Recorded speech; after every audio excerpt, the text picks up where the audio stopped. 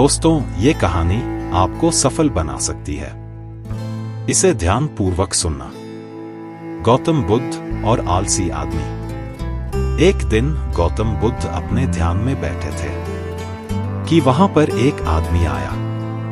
ये आदमी अपने आलसीपन से बहुत ज्यादा परेशान था। आलसी आदमी गौतम बुद्ध से बोला, महात्मा जी मेरी मदद कीजिए, मैं अपने आलस्य से बहुत ज्यादा परेशान हूँ।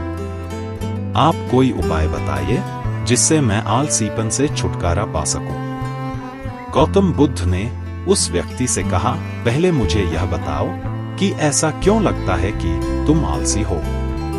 आलसी आदमी बोला, सिर्फ मुझे नहीं, मेरे परिवार वालों को और मेरे आसपास के सभी लोगों को ऐसा लगता है कि मैं आलसी हूं। गौतम बुद्ध ने फिर उनसे पूछा, क्या तुम जानते हो आलस्य होता है? आलसी व्यक्ति बोला, मैं नहीं जानता, परंतु मैं इतना जरूर जानता हूं कि आलस्य बहुत बुरी चीज है। इसकी वजह से मुझे जीवन में बहुत नुकसान हुआ है। गौतम बुद्ध बोले, जिस परेशानी से तुम छुटकारा पाना चाहते हो, पहले उसके बारे में पूरी जानकारी तो ले लो, तभी उससे छुटकारा पाना आसान हो जाएगा। आलसी आदमी कहता है कि भगवान, इतनी बुद्धि तो मुझ में नहीं है, आप ही मुझे इस समस्या के बारे में जानकारी दे दो। गौतम बुद्ध बोले, आलस्य एक मानसिक अवस्था है, एक विचार है जिसे जाने अनजाने में हम स्वयं ही जन्म देते हैं। आलस्य दो मूल कारणों की वजह से ही जन्म लेता है। एक है शारीरिक और दूसरा मन। शारीरिक गतिविधियों में पहला कारण है गलत तरह का भोजन। हम सभी जानते हैं कि हमारे शरीर को भोजन से ऊर्जा मिलती है और यह ऊर्जा संजीवनी चीजों से मिली है, तो अच्छी यानी कि प्राकृतिक रूप से जो हमें भोजन की खुराक मिलती है, अगर यह ऊर्जा मिली है तो हमारा शरीर इससे अच्छी ऊर्जा प्राप्त करता है। इसका उलट है तो यह हमें आलस्य की ओर ले जा सकती है। दूसरा कारण यह है कि हमारी शारीरिक गतिविधि भी हमें आलस्य के चंगुल में फंसा सकती है। गौतम बुद्ध ने आलसी व्यक्तियों को अपने शिष्यों की तरफ इशारा करते हुए कहा कि देखो, इनके चलने, फिरने, बैठने के तरीकों में कुछ अलग नजर आ रहा है। जब आलसी व्यक्ति कुछ समझ नहीं पाया, तब गौतम बुद्ध ने उससे कहा, मेरे शिष्य जब भी सोचते हैं तो वे पीठ की हड्डी को पूरी तरह सीधा रखते हैं। चलते हैं तो उनके दोनों पैरों के बीच अच्छे से संतुलन बना रहता है, और जब वह सोते हैं तो उनका शरीर पूरी तरह से आरामदायक रहता है। ऐसा करने से उन्हें रात में पूरी तरह से सही तरीके से नींद आती है। आलसी व्यक्ति बोला, लेकिन नींद तो आलस्य का एक संबंध है। बुद्ध बोले, हाँ, अगर उसे ज्यादा मात्रा में लिया जाए तो। बुद्ध ने इस बात को आगे बढ़ाते हुए कहा, नींद कम मात्रा में लोगे तो अगले दिन थकान महसूस होगी, और ऐसा करने से ज्यादा आलस्य शरीर में आएगा। नींद ज्यादा लोगे तब भी यही परिणाम होगा। इसलिए नींद को ना ज्यादा ना कम, सही मात्रा में लेना अति आवश्यक है। आलसी व्यक्ति बोला, हाँ, यह तो मैंने भी अनुभव किया है। बुद्ध बोले, अब मानसिक प्रकाश के बारे में जान लो। हमारी पुरानी गलत धारणाएं सबसे पहले मनोवैज्ञानिक कारणों में से एक है। अक्सर ऐसा होता है कि हम पहले जिन कामों में असफल हो चुके होते हैं, हमारे अंदर ऐसी भावनाएं बन जाती हैं कि हम उस काम में हमेशा असफल होते रहेंगे, क्योंकि हमें उस काम को करने में सफलता मिलती है। ऐसी धारणाओं से छुटकारा पाने का एकमात्र उपाय यह है कि हमें अपने मन को यह समझाना चाहिए कि पिछली बार जब हम उस काम में असफल हुए थे तो हमें उसके बारे में जितना पता था, अब हम उस काम के बारे में उससे ज्यादा जानते हैं, क्योंकि असफल होने के बाद हम उससे काफी कुछ सीखे भी हैं। बुद्ध बोले कि आलसी और कामचोर लोगों की संगत, कई बार ऐसा होता है कि हम आलसी नहीं होते, मगर जिसके साथ हम रहते हैं हम उन जैसे बनते जाते हैं। इससे छुटकारा पाने का उपाय बहुत सरल है। कामचोर और आलसी व्यक्तियों से दूर रहो। ऐसे व्यक्तियों की संगत में रहो जो अपने काम को बड़े लगन से करते हैं और कुछ सिखाते हैं। गौतम बुद्ध कारण बताते हुए कहा, यह कारण आलस्य के लिए सबसे बड़ा कारण है। काम को कल पर टालते रहना, यह कारण इतना शक्तिशाली है कि किसी भी व्यक्ति को बर्बाद कर सकता है। इससे बचने का सबसे आसान उपाय यह है कि जो काम जल्दी करना संभव हो उसे अवश्य जल्दी कर दिया जाए। गौतम बुद्ध ने आलसी व्यक्ति से एक प्रश्न पूछा, मान लो तुम किसी रेगिस्तान में फंस गए हो और तुम्हें प्यास लगी है, तो तुम क्या करोगे? आलसी व्यक्ति बोला, मैं जल्दी ही रेगिस्तान के पास किसी गांव की तलाश करूंगा या ऐसी जगह की तलाश करूंगा जहां पर मुझे पानी मिल सके। गौतम बुद्ध बोले, अगर काफी देर हो चुकी हो तो भी पानी न मिले तो तुम क्या करोगे? आलसी व्यक्ति बोला, मैं तब भी अपनी तलाश जारी रखूंगा, क्योंकि ऐसी स्थिति में मेरे पास कोई और दूसरा विकल्प तो होगा ही नहीं।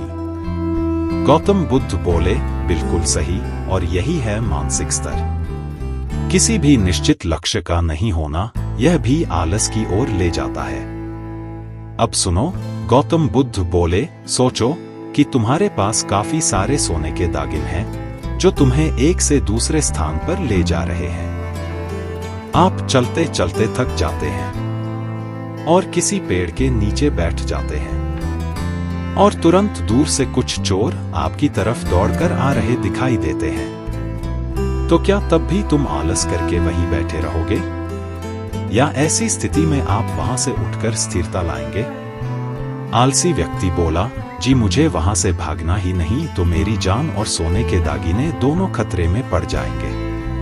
अब आलसी व्यक्ति बोला, मैं अब आलस्य के बारे में सब कुछ जान चुका हूं और अब मैं इन सभी कारणों पर काम करूंगा और अपनी आलस्य को भगाऊंगा।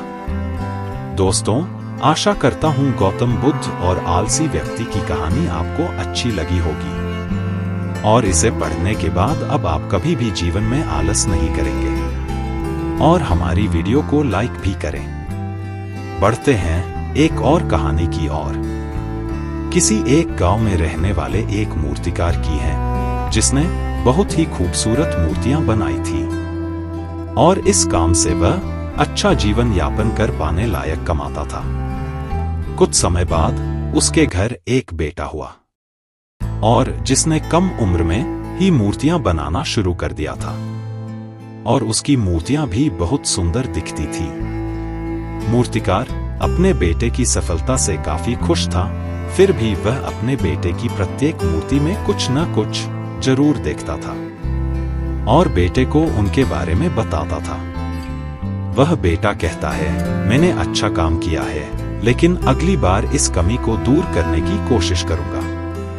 बेटा भी अपने पिता की बात लेता है। उसने अपने पिता की सलाह के बाद अपने हर कमी में सुधार करना जारी रखा और बेटे की मूर्तियां पहले दिन पिता की तरह से बेहतर होती गई और एक समय ऐसा भी आया जब लोग बेटे की मूर्तियों को पिता की तरह के बराबर दामों पर खरीदने लगे, जबकि पिता की मूर्तियां पहले की तरह ही बिकती रही। पिता ने अपने बेटे की उन कमियों के बारे में बताना बंद कर दिया, क्योंकि उसकी किसी भी मूर्ति में अब कमी नहीं होती थी। लेकिन बेटा अब पिता के इस बर्ताव से खुश नहीं था, फिर भी वह बिना दिमाग के उन कमियों को स्वीकार कर लेता था और पिता के अनुसार अपनी कमियों में सुधार करता रहा।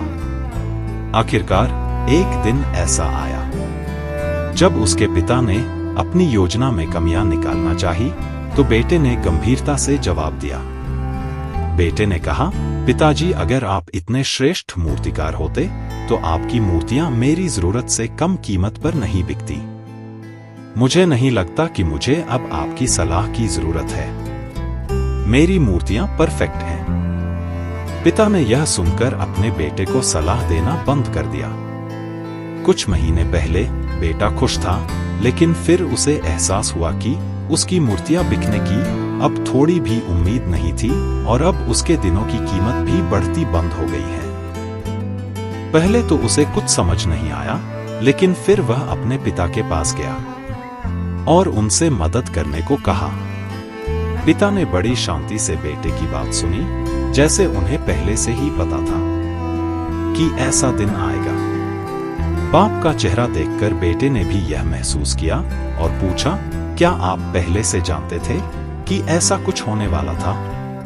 पिता ने उत्तर दिया, हाँ, मैं भी कभी इन परिस्थितियों से गुजर चुका हूँ। बेटे ने कहा, फिर आपको मुझे ये बताना चाहिए था। पिता ने उत्तर दिया, शायद तब तुम मेरी बात नहीं समझोते। मैं यह भली भांति जानता हूं और मानता भी हूं कि मूर्ति बनाने की कला में तुम ज्यादा बेहतर नहीं हो। ऐसा भी हो सकता है कि जब के बारे में मेरी सलाह गलत हो, और ऐसा नहीं है कि सिर्फ मेरी सलाह से तुम्हारी मूर्तियां बेहतर हो गईं। लेकिन जब मैंने तुम्हारी योजना में खामियां देखी तो तुमने जो बनाया था उससे तुम कामयाब नहीं हुए। फिर तुमने खुद को बेहतर बनाने की कोशिश की और उस प्रयास ने उसे बेहतर बनाया और परिणामस्वरूप तुम सफल हुए। लेकिन यह भी बहुत ही सच है कि जिस दिन से लगा कि अब तुम्हारे काम में सुधार की कोई गुंजाइश नहीं है, तुम्हारा विकास रुक गया है। लोग हमेशा अधिक की उम्मीद करते हैं और इसलिए अब तुम तो अपने काम के लिए ज्यादा प्रशंसा पाता है और न ही इसके लिए ज्यादा पैसा मिलता है। बेटा कुछ देर चुप रहा, फिर उसने पूछा, तो अब मैं क्या करूं? बेटे के सवाल के जवाब में पिता ने कहा कि संतुष्ट होना सीखो, विश्वास करो कि सुधार और बेहतर बनने के लिए हमेशा सतर्क रहो। यह एक बात है कि भविष्य में निरंतर प्रगति करने के लिए हमेशा प्रेरित होगी और हमेशा सुधार करती रहेगी। तुम्हें पहले से ज्यादा बेहतर बनना होगा। दोस्तों, आपको यह बेहतरीन मोटिवेशनल कहानी कैसी लगी? हमें कमेंट में जरूर बताइए और आप हमारे चैनल पर पहली बार आए हैं तो इसे सब्सक्राइब जरूर करें।